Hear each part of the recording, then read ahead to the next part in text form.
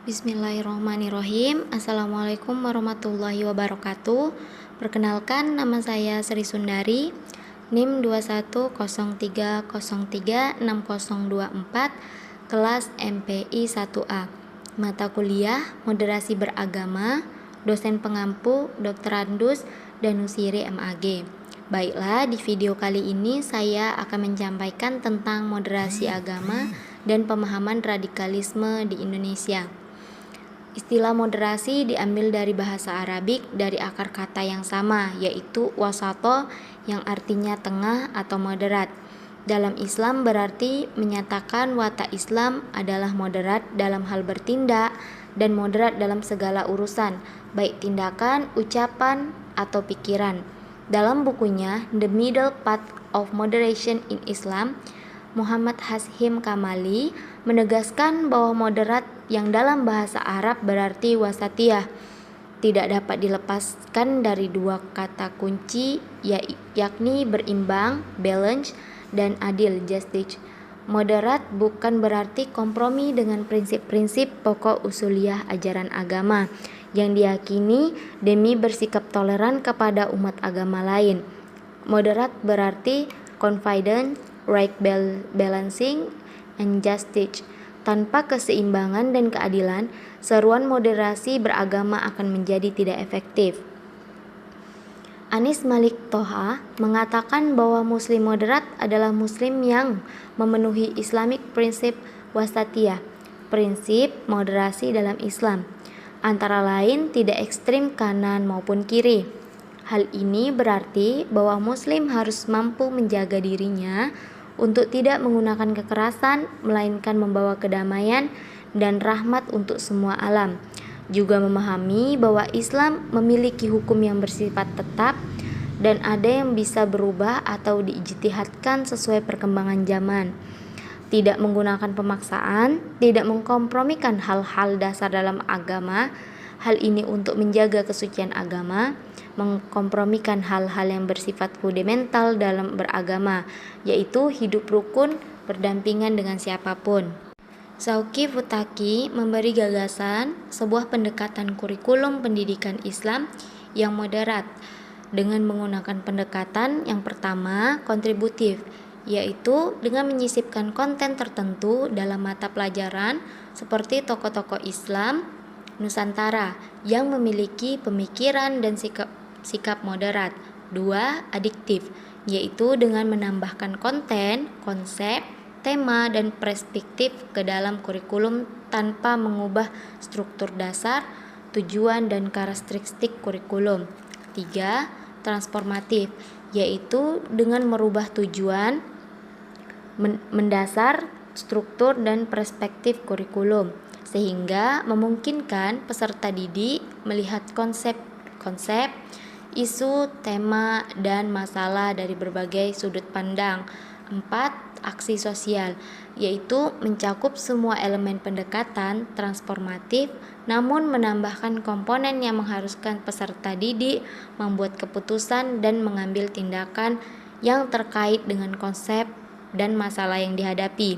Adapun tujuan utama pembelajaran dengan pendekatan ini adalah untuk mendidik peserta didik melakukan kritik sosial, perubahan, dan keterampilan membuat keputusan. Indonesia adalah negara yang terkenal kaya akan keberaneka-ragaman, mulai dari ras, suku, budaya, agama, bahasa, dan sebagainya. Dari hal ini sangat mungkin sekali menimbulkan konflik. Namun, sejarah telah membuktikan bahwa ada sebuah usaha untuk membuat aneka ragam hal ini berinteraksi dengan teratur. Hal ini dirumuskan dalam sebuah dasar negara, yaitu Pancasila. Pancasila menghendaki keberaneka-ragaman menjadi satu dalam konteks saling menghargai. Radikalisme. Istilah radikalisme berasal dari bahasa Latin radix, yang artinya akar, pangkal, bagian bawah, atau bisa juga berarti menyeluruh, habis-habisan, dan amat keras untuk menuntut perubahan. Radikalisme berarti yang pertama, paham atau aliran yang radikal politik.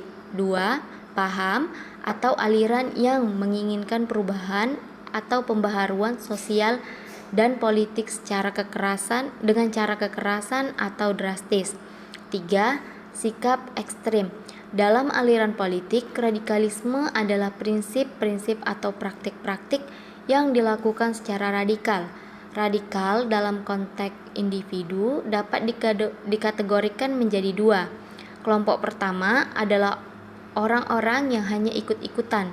Dalam hal ini, mereka turut bersuara keras oleh karena mengikuti seorang figur tertentu, namun tidak memiliki pemahaman akan apa yang mereka suarakan sendiri. Kelompok kedua adalah orang-orang yang berlaku ekstrim. Tugas mereka adalah mengedukasi kelompok pertama yang notabene adalah kelompok orang yang tidak memiliki fondasi intelektual dan tidak stabil. Jamhari dan Jahroni mengatakan Islam radikal mengacu kepada kelompok yang mempunyai keyakinan ideologis tinggi dan fanatik yang mereka perjuangkan untuk menggantikan tatanan nilai dan sistem yang berlangsung. Dari perspektif ini, ada 3 kecenderungan umum radikalisme. Pertama, radikalisme merupakan respon terhadap kondisi yang sedang berlangsung. Biasanya respon tersebut muncul dalam bentuk evaluasi, penolakan, atau bahkan perlawanan. Kedua, radikalisme tidak berhenti pada upaya penolakan, melainkan terus berupaya mengganti tatanan tersebut dengan suatu bentuk tatanan lain. Ketiga, kuatnya keyakinan kaum radikalis akan kebenaran program atau ideologi yang mereka bawa. Sikap ini pada saat yang sama dibarengi dengan penafian keberadaan sistem lain yang akan diganti. Agama sebagai sebuah keyakinan secara hakiki bersifat pribadi. Dalam hal ini berarti tiap-tiap individu secara menerapkan tindakan yang bersifat universal, artinya bersentuhan dengan alam, lingkungan, dan sesama. Untuk itu, dalam perilaku hidup beragama menyejarah diperlukan sikap moderat. Sikap moderat berarti memiliki keterbukaan, yaitu hidup menyejarah, kebebasan berpikir, yaitu penalaran dalam hidup beragama, limitasi, yaitu keterbatasan kemampuan pikir manusia, kerendahan hati, yaitu pemahaman keagamaan disampaikan, diaplikasikan, dan diterapkan dengan kerendahan hati, dan kemanusiaan, yaitu keagamaan dalam konteks kemanusiaan keindonesiaan. Mungkin hanya ini yang bisa saya sampaikan. Terima kasih karena telah menyimak video saya. Kurang dan lebihnya saya mohon maaf. Wassalamualaikum warahmatullahi wabarakatuh.